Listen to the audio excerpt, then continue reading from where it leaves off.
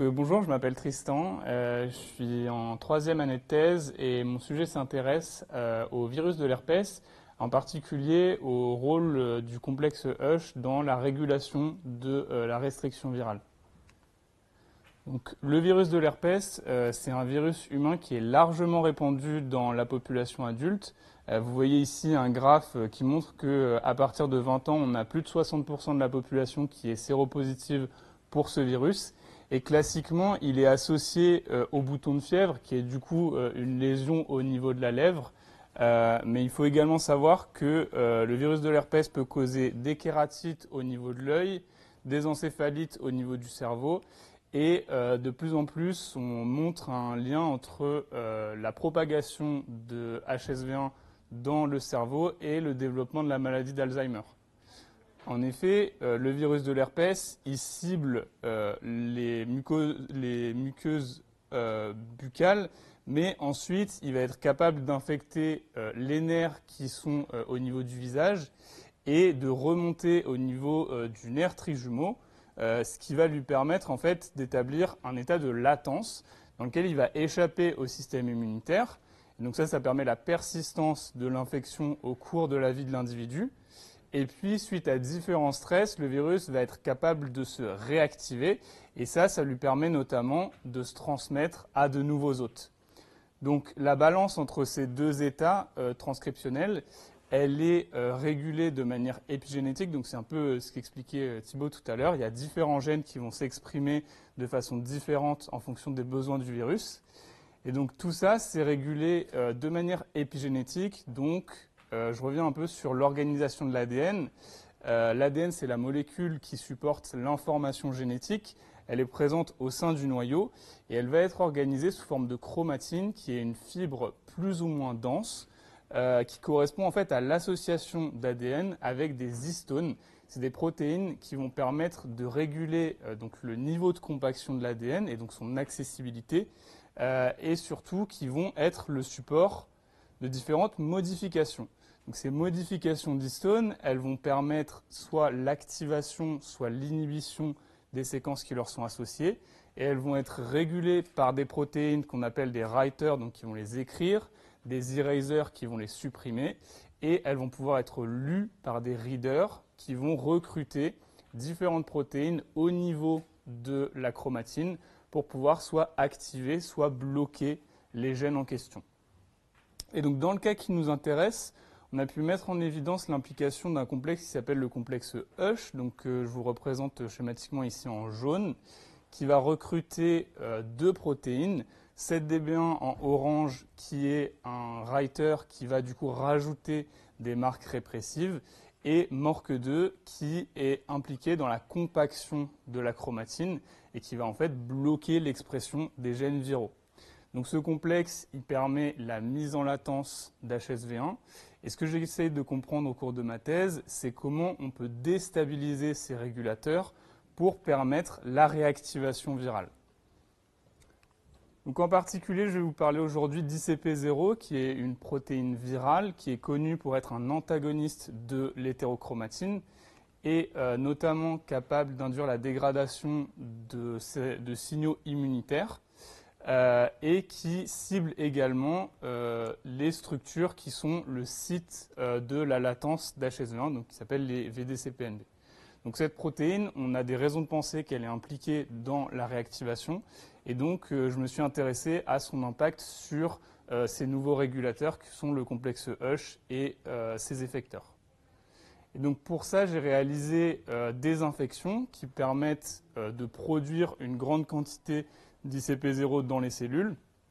Et ensuite, je suis allé regarder par Western blot. Donc c'est une technique qui permet de faire migrer les protéines en fonction de leur poids moléculaire et ensuite de les marquer grâce à des anticorps pour pouvoir au final visualiser des bandes qui correspondent à chaque protéine qu'on a isolée. Donc vous voyez ici le résultat de cette expérience. Tout en haut, on a ICP0 et donc il y a trois virus que j'ai comparés, trois conditions d'infection que j'ai comparées. Les deux premières colonnes correspondent à des conditions non infectées, donc vous voyez qu'il n'y a pas d'ICP0. Ensuite, on a une infection par le virus sauvage, donc qui exprime ICP0. Et enfin, on a une infection par un virus qui n'exprime pas ICP0, donc on a une disparition de la bande. Et vous voyez également que pour chaque infection, il y a une condition traitée ou non, avec un traitement qui est en fait un inhibiteur de l'activité d'ICP0. Donc en fait, la combinaison de ces 6 conditions, elle va me permettre de regarder spécifiquement l'activité d'ICP0 et de la comparer à des situations où soit j'ai bloqué l'activité de la protéine, soit je m'en suis carrément débarrassé dans mon virus.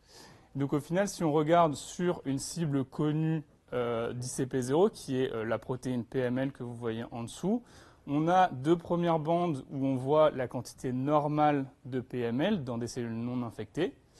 Et ensuite, on a la 3e colonne où on a des cellules qui ont été infectées. Et vous voyez une disparition des bandes qui correspondent à la protéine PML, qui correspond donc à l'effet d'ICP0. Et si je peux dire spécifiquement que c'est l'effet d'ICP0, c'est parce que si on regarde la 4e colonne, on a une infection par le même virus, mais dans laquelle on a utilisé un inhibiteur de l'activité d'ICP0 et on retrouve les bandes de PML. Et de la même manière, dans les 2 dernières colonnes, quand on fait une infection par un virus qui n'exprime pas ICP0, on a les bandes de PML qui sont restaurées. Donc, ce montage, on l'a utilisé pour nos différentes cibles. Et dans un premier temps, les 3 sous-unités du complexe Hush. Et en fait, sur le complexe Hush, sur cette 3e colonne, on a vu une quantité de protéines qui était similaire à la condition contrôle. Donc, a priori, pas d'effet direct sur le complexe Hush. En revanche, quand je me suis intéressé aux effecteurs, eh bien, on a pu voir sur MORC2 qu'il y a effectivement une disparition de cette bande dans la 3e colonne. Donc, ce qui indique que ICP0 cible MORC2. Et dans le cas de cette DB1, c'est un peu plus compliqué. On voit une légère baisse dans les conditions infectées, mais qui est similaire avec le virus qui exprime ICP0 et celui qui ne l'exprime pas. Donc a priori, on peut penser qu'il y a un effet de l'infection de manière générale, mais qui n'est pas spécifique d'ICP0. Donc pour résumer, et je vous mets ici du coup le schéma précis, on a a priori un effet direct d'ICP0 sur MORC2 qui permet une levée de la répression médiée par le complexe Hush. Maintenant la question c'est de savoir d'où vient cet ICP0 qui permettrait du coup une réactivation complète du virus. Et pour ça la suite de mon travail s'intéresse à comprendre les différents stress qui vont être capables de médier une première étape de réactivation du virus, même en petite quantité. Et ensuite, on va voir que les protéines virales vont être capables de prendre le dessus et de se débarrasser des différents niveaux de restriction. Donc, mes objectifs pour la fin de ma thèse, c'est d'identifier de nouvelles cibles pour ICP0, de comprendre quels stress permettent la réactivation et comment ils peuvent être liés à une première expression, notamment d'ICP0, et d'utiliser HSV1 comme un modèle du fonctionnement de Hush, puisque finalement c'est un complexe qui est impliqué dans la réponse au virus, mais aussi dans la régulation de gènes cellulaires. Pour ce qui est de la question du stress, en tout cas, il y a beaucoup de signaux qui sont identifiés comme étant capables de faire réactiver HSV1. Et pour le moment, il n'existe pas de description claire de ce qui se passe au niveau moléculaire sur le génome viral latent qui permettent sa réactivation. En tout cas, voilà, j'aimerais vous remercier pour votre attention, remercier l'intégralité de mon équipe qui soutient mon travail et remercier les organismes financeurs qui nous permettent de continuer à avancer dans ces recherches. Et je serai ravi de répondre à vos questions. Merci beaucoup.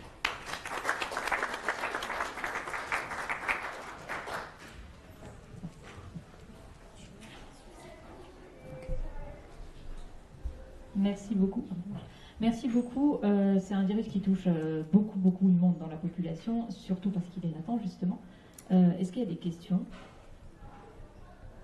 dans la salle? Pas pour l'instant. Une première question, du coup. Est-ce que vous pensez que on arrivera un jour à se débarrasser de ce virus?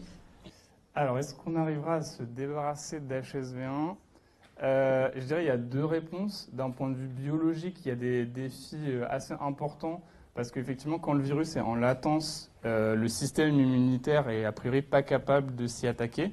Donc il y a plusieurs stratégies qui sont proposées, soit de forcer la réactivation du virus pour essayer de favoriser justement une réponse immunitaire plus forte, soit de booster en fait le blocage du virus pour faire en sorte qu'il soit vraiment bloqué à vie et qu'il puisse plus jamais se réactiver. Donc ça, c'est des solutions qui sont envisageables, même si elles ne sont pas forcément évidentes à mettre en place. Et après, je dirais, la deuxième barrière, c'est peut-être aussi le fait que il y a un problème enfin, il y a un besoin de financement et de recherche là-dessus. Et c'est vrai que c'est pas forcément évident d'obtenir des essais cliniques pour faire, par exemple, de la vaccination contre HSV1 qui, certes, est très répandue, mais va pas non plus tuer beaucoup de gens. Donc, c'est une balance entre les deux. Mais en tout cas, avec ces nouvelles cibles, on peut imaginer effectivement favoriser le maintien en latence d'HSV1. Merci.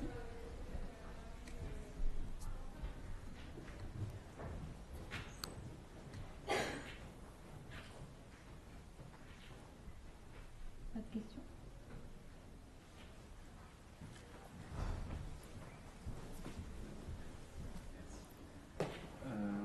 Donc vous avez parlé de deux protéines, QCP0 et du coup PML. Vous avez marqué du coup que MORC2 était dégradé et que PML était aussi dégradé au même moment quand vous faites une infection.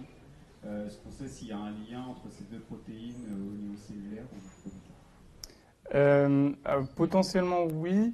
On sait que ICP0 est capable de cibler des protéines qui sont sumoylées, donc c'est une modification des protéines qui permet notamment leur localisation précise dans le noyau. Donc on peut imaginer qu'effectivement il y a des marques de sumoylation sur MORC2. Il y a des sites de modification possibles qui ont été identifiés d'un point de vue théorique, mais j'ai pas en tête d'expérience qui montre formellement qu'il y a ces marques. Donc peut-être que effectivement c'est ça le point commun entre toutes les cibles.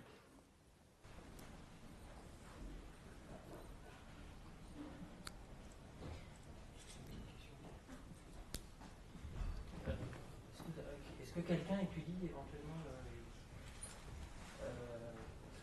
à la géographie le 3D de la chromatine par rapport à ce que vous avez dit? C'est-à-dire l'organisation de la chromatine par rapport à HSV1? Non, par rapport aux soucis ou par rapport à la localisation des histones. Ouais. Alors sur l'organisation 3D par rapport à HSV1, on a des données sur la localisation dans le noyau. Donc il y a des sites bien spécifiques à l'intérieur du noyau où le virus va aller se mettre en latence.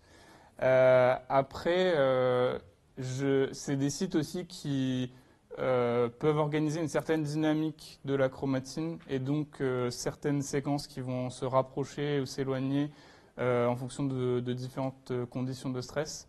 Donc oui, il y a des travaux qui sont faits pour essayer de comprendre et de plus en plus, enfin, on avait cette idée il y a quelques dizaines d'années que le noyau était désorganisé et qu'il y avait de l'ADN un peu partout.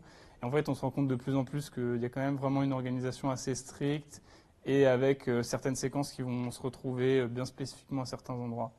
Donc on peut imaginer effectivement qu'il y ait un aspect de positionnement qui soit vraiment important pour la régulation.